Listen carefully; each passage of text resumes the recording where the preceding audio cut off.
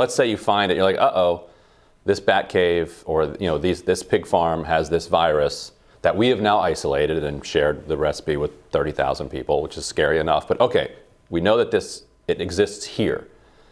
What then? Slaughter everything at the farm, or like annihilate the cave, or is that the thinking?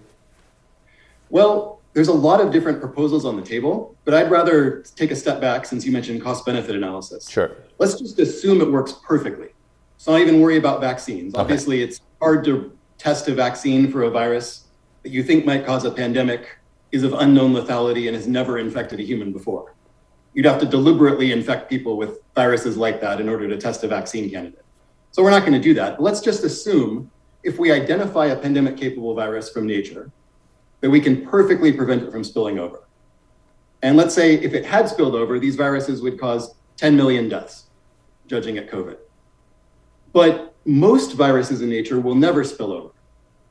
That is, estimates of how many viruses out there can infect people range from 10,000 to 500,000.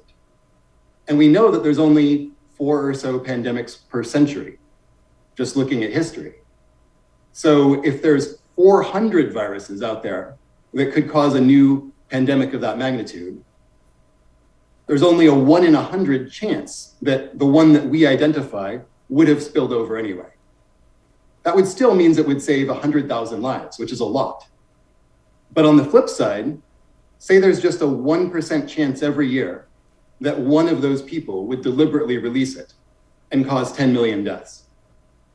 Over the course of a century, that means it's likely to happen. And so the cost then would be 10 million lives, 100,000 lives saved versus 10 million lives lost. And that's assuming no accident risk.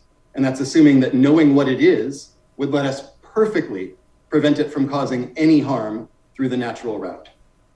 The numbers just don't add up. Right. I want to get your response to that, Gigi, because that's persuasive to me. But I'm also wondering then on the other side, if what are we missing if we have all of these safeguards in place and basically bans against gain-of-function research? That might be a good way to frame the question. What would we lose in that case? Yeah, well, so I just wanted to address a previous, discussion about culling. I mean, those are real world consequences if there's a virus that's particularly dangerous. This is the kind of struggle that we have with H5N1, with an influenza virus. So if it's detected in a bird population on a farm, I mean, yes, culling is exactly what happens. And these are real consequences for farmers and people who have livestock. And these decisions cannot be made lightly, and they're done in the public health interest. So it's important stuff. As far as I think we still need a little bit of humility as far as what we do know.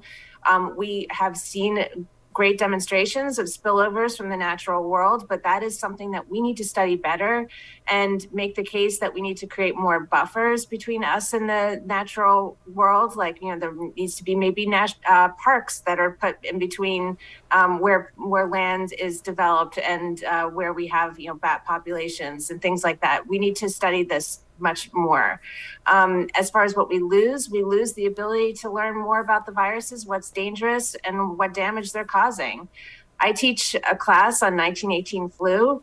When that whipped through the world, we did not even know what viruses were. And so there was no potential for vaccines. So the virus wasn't even identified for 14 years. I think we don't want that kind of ignorance to be the way that we approach problems today. And I feel like, in 20 years, 50 years, people are going to look back at our scientific awareness, I hope, and think that we are just as ignorant as we look back at the world at 1918. And there are, yes, there may be problems that we have to deal with, but there are people who are losing their lives to infectious diseases every day. And we need to do what we can to better understand them and to prevent that from happening. So, and to develop better vaccines, better surveillance, better public health. These are all things that are happening today. And I appreciate the future concerns, and we need to be able to do what we can to address them. But there's some real world problems that we have to deal with in the next 2 or 3 years.